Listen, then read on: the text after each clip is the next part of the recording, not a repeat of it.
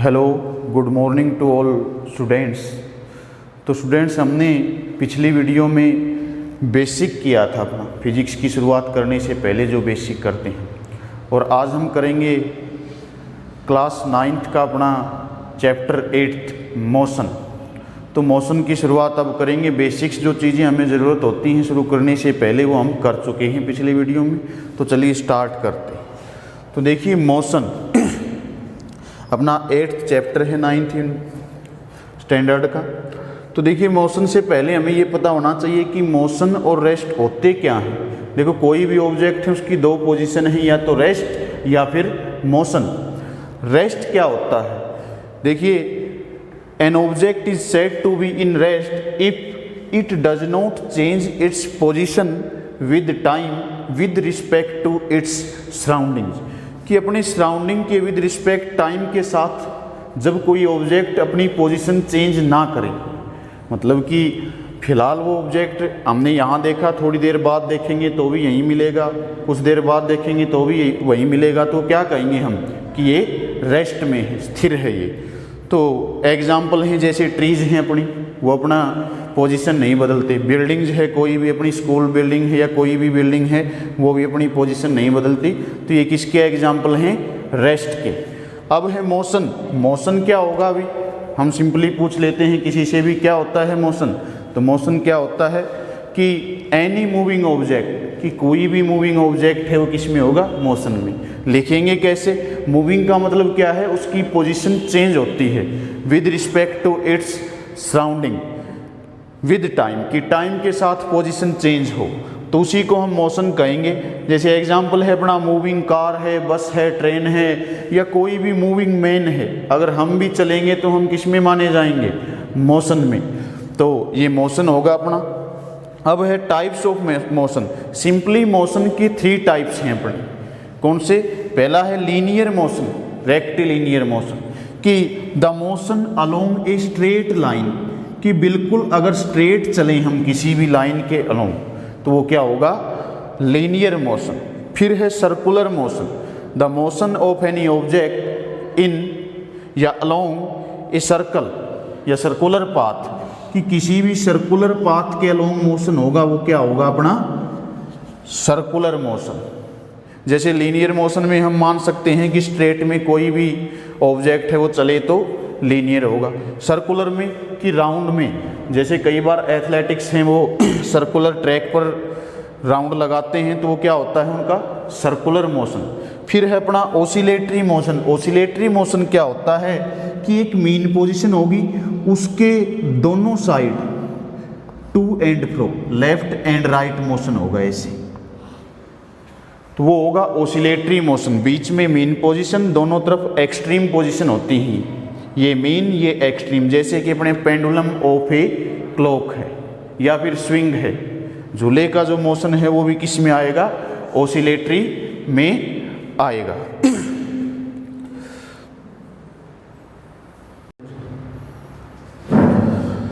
तो type of motion के बाद हम पढ़ेंगे अब डिस्टेंस और डिस्प्लेसमेंट। तो डिस्टेंस क्या होता है? डिस्टेंस होता है it is the actual path between initial and final position, कि कोई भी इनिशियल और फाइनल पोजीशन है अपनी। जैसे मान लो कि भी ये ए पॉइंट है, ये बी है, और फाइनल पोजीशन अपनी सी है। ये अपना मान लो 5 मीटर है, ये है अपना 3 मीटर। तो फाइनल पोजीशन जो सी है उसका एक्चुअल पाथ देखना हमने, कि अगर डिस्टेंस हम निकालेंगे तो क्या होगी भी? एक्चुअल क्या है पाथ इसका? A B plus B C, A B plus B C, मतलब कि 5 + 3 क्या होगा अभी? 8 मीटर। तो ये एक्चुअल पाथ है भी। अगर हम बात करें डिस्प्लेसमेंट की, it is the shortest path between initial and final position. तो शॉर्टेस्ट पाथ, अगर यहाँ से मैं देखूँ, ये अपना ये था कि ये ए, ये बी, ये सी, ये 5 मीटर था, ये 3 मीटर। मान लो कि ये भी 6 मीटर है, तो AC देखो सबसे छोटा पाथ A और C के, इनिशियल और फाइनल के बीच सबसे शॉर्टेस्ट पाथ तो ये है भी। तो डिस्प्लेसमेंट क्या होगी भी 6 मीटर। तो डिस्प्लेसमेंट है वो कम से कम है और ये क्या है अपना एक्चुअल है। फिर है डिस्टेंस। डिस्टेंस होती है वो होती है भी स्केलर क्वांटिटी। स्केलर मीन्स कि इसको रिप्रेजेंट करने के लिए डायरेक्शन की ज़रूरत नहीं है और वैसे भी इसकी पर्टिकुलर डायरेक्शन नहीं मिलेगी। जैसे डिस्टेंस क्या है, पहले डायरेक्शन A से B गए हम, ये है, फिर B से C में ये डायरेक्शन है, कोई पर्टिकुलर डायरेक्शन नहीं है कि चेंज होगी है यहाँ पे। लेकिन डिस्प्लेसमेंट देखें तो वेक्टर क्वांटिटी है। वेक्टर क्वांटिटी का मीनिंग क्या है अपना कि इसको रिप्रेजेंट करने के लिए मैग्नीट्यूड और डायरेक्शन दोनों चाहिए हमें। और देखो इसमें अगर हम देखें डिस्प्लेसमेंट है अपनी AC की डायरेक्शन देखो एक पर्टिकुलर डायरेक्शन है कि एक ही डायरेक्शन है इसकी। फिर है अपना डिस्टेंस। डिस्टेंस क्या होता है भी एक्चुअल पाथ, और एक्चुअल पाथ है तो हमेशा क्या होगा पॉजिटिव की कुछ ना कुछ ट्रेवल किया है। और एक तरफ है अपना डिस्प्लेसमेंट। डिस्प्लेसमेंट क्या है भी, डिस्प्लेसमेंट पॉजिटिव भी हो सकता है, नेगेटिव भी और जीरो भी। देखो मान लो कि हम ऐसे चले एक सर्कुलर पाथ पर और यहीं पे वापस आ गए, तो इनिशियल और फाइनल पोजीशन सेम है अपनी, फिलहाल सेम है तो क्या होगा यहीं से चले यहीं पे आ गए, तो शॉर्टेस्ट पाथ क्या हुआ इनिशियल और फाइनल के बीच, जीरो। फिर अगर मान लो कि ये मीन है, इस साइड हम पॉजिटिव लेते हैं डिस्प्लेसमेंट को, तो इसके अपोजिट क्या लेंगे भी नेगेटिव, कि वेक्टर क्वांटिटी है तो इस साइड अगर पॉजिटिव लिया है हमने इसकी डायरेक्शन को, तो इसकी अपोजिट डायरेक्शन क्या लेनी पड़ेगी, नेगेटिव लेनी पड़ेगी। फिर है अपनी डिस्टेंस है, वो डिस्प्लेसमेंट से या तो ज़्यादा होगी या इक्वल। डिस्टेंस कभी भी डिस्प्लेसमेंट से कम नहीं हो सकती। इसी तरह डिस्प्लेसमेंट है वो डिस्टेंस से या तो कम होगी या इक्वल हो सकती है, ज़्यादा नहीं होगी डिस्टेंस से डिस्प्लेसमेंट। देखो हमने रेस्ट और मोशन के बारे में पढ़ लिया है। कई बार क्या होता है कि कोई ऑब्जेक्ट रेस्ट और मोशन है वो एक दूसरे के रिलेटिव हैं, कि कोई भी ऑब्जेक्ट है वो मेरे अकॉर्डिंग रेस्ट में है, किसी दूसरे के अकॉर्डिंग वही ऑब्जेक्ट मोशन में हो। जैसे कि मान लो कि कोई भी मूविंग बस है, उसमें पैसेंजर अपने बैठे, तो अगर पैसेंजर आपस में देखें तो वो एक दूसरे की पोजीशन को कहेंगे कि ये दोनों आपस में रेस्ट में है। लेकिन जब बस रोड पे से निकलती है, अपनी रोड से चलती है, तो रोड के साइड में खड़ा कोई भी पर्सन है अपना, उसके अकॉर्डिंग क्या है वो मोशन में। तो rest and motion are relative to each other, कि कोई भी ऑब्जेक्ट हो सकता है कि हमारे अकॉर्डिंग रेस्ट में हो और दूसरे के अकॉर्डिंग मोशन में हो सकता है। तो भी हमने डिस्टेंस डिस्प्लेसमेंट पढ़ लिया था, हैं दोनों ही लेंथ, तो डिस्टेंस डिस्प्लेसमेंट की एसआई यूनिट तो दोनों की ही मीटर होगी। अब आगे है अपना स्पीड और वेलोसिटी। पहले करते हैं हम स्पीड। स्पीड क्या होता है, with the rate of change of distance with time, कि टाइम के साथ कितनी डिस्टेंस कवर हो, वही क्या है अपनी स्पीड। की स्पीड होगी वो होगी डिस्टेंस अपॉन टाइम। अगर मैं स्पीड को v से लिखूं, डिस्टेंस को s से, टाइम को t से, तो v क्या होगा s अपॉन t। अब देखो SI यूनिट क्या होगी स्पीड की। देखो स्पीड होता है डिस्टेंस अपॉन टाइम। डिस्टेंस की SI यूनिट क्या है मीटर, और टाइम की सेकंड, तो मीटर पर सेकंड इसकी SI यूनिट होगी। अब देखो हमने पढ़ा है कि डिस्टेंस क्या है अपना, डिस्टेंस स्केलर है, टाइम भी स्केलर, तो स्केलर अपॉन स्केलर क्या होगा, स्पीड भी स्केलर क्वांटिटी होगी।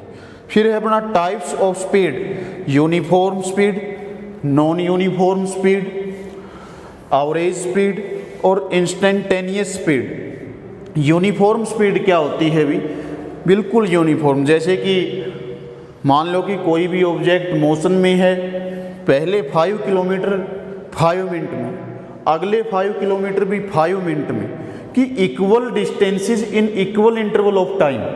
अगर equal distances in equal interval of time हो तो हम कहेंगे कि स्पीड क्या है, यूनिफॉर्म। फिर है non uniform speed. Non uniform speed क्या होगी, if an object travels unequal distances in equal interval of time और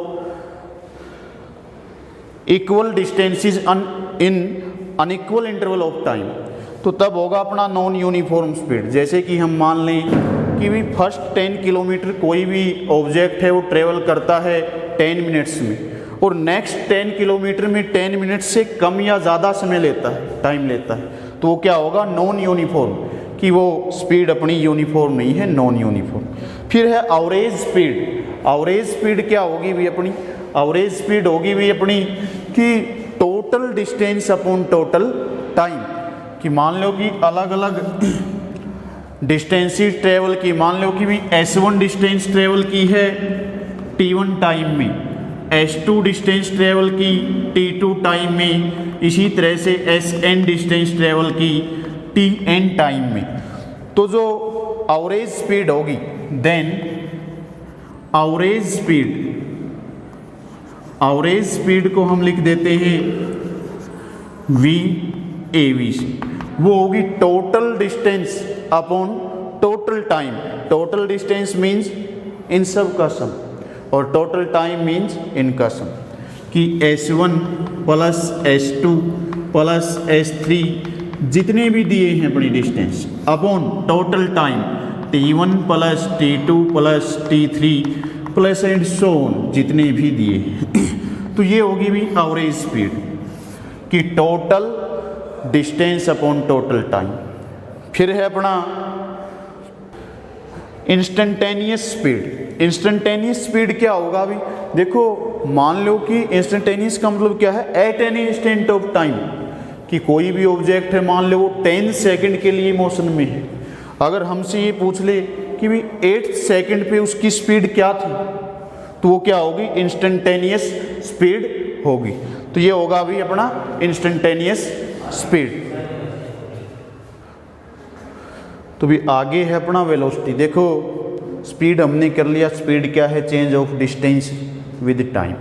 वेलोसिटी क्या है, the rate of change of displacement with time, कि डिस्टेंस की जगह क्या आएगा, डिस्प्लेसमेंट। तो डिस्प्लेसमेंट का टाइम के साथ चेंज है तो क्या होगा, वेलोसिटी। वेलोसिटी है वो displacement upon time.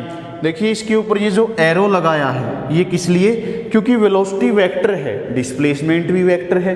Vector means कि इसको रिप्रेजेंट करने के लिए मैग्नीट्यूड और डायरेक्शन दोनों की ज़रूरत है, तो वेक्टर के ऊपर एरो लगाकर हम उसको रिप्रेजेंट करते हैं। फिर इसकी एसआई यूनिट देखो भी ये क्या है, डिस्प्लेसमेंट अपॉन टाइम।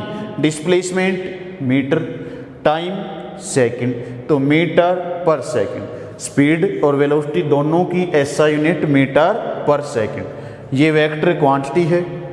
फिर इसके टाइप्स देखो, अगर स्पीड के हमें पता है, स्पीड में क्या था, डिस्प्लेसमेंट की जगह डिस्टेंस था बस, और इसमें यूनिफॉर्म वेलोसिटी मतलब equal displacements in equal interval of time, कि भी डिस्टेंस की जगह डिस्प्लेसमेंट लिखेंगे हम।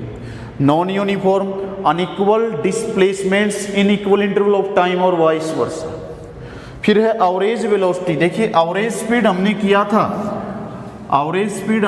था, वो था total distance upon total time. तो एवरेज वेलोसिटी क्या होगी, मैं वी एवरेज से लिख देता हूँ। एवरेज वेलोसिटी होगी अपनी total displacement upon total time.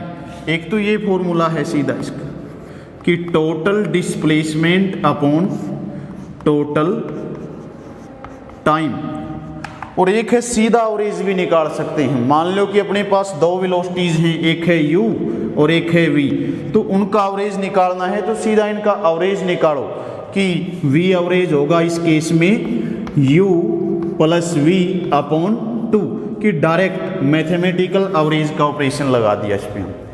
तो ये होगी अपनी एवरेज वेलोसिटी। अब है इंस्टेंटेनियस वेलोसिटी। इंस्टेंटेनियस मतलब कि velocity of any object at any particular instant of time, कि भी सीधी सी बात है, अगर स्पीड और वेलोसिटी में डिफरेंस करेंगे हम तो उसमें rate of change of distance, इसमें डिस्प्लेसमेंट, वो स्केलर ये वेक्टर यही है अपनी। तो ये अपनी वेलोसिटी है भी। अब देखिए स्पीड स्केलर ये वेक्टर, अब देखो डिस्टेंस हमेशा पॉजिटिव रहती है, तो स्पीड ऑलवेज पॉजिटिव, वेलोसिटी है वो क्या होगी, it can be positive, negative और जीरो। वही डिफरेंस है भी अपने इनके भी, जैसे डिस्टेंस और डिस्प्लेसमेंट के किए थे उसी तरह इनके करने ही, क्योंकि इनमें भी डिस्टेंस और डिस्प्लेसमेंट से ही आए हैं ये दोनों। तो स्टूडेंट्स, अगर आपको हमारी ये वीडियो पसंद आए तो हमारे YouTube चैनल SGS मिलकपुर को लाइक और शेयर ज़रूर करें। Thank you very much.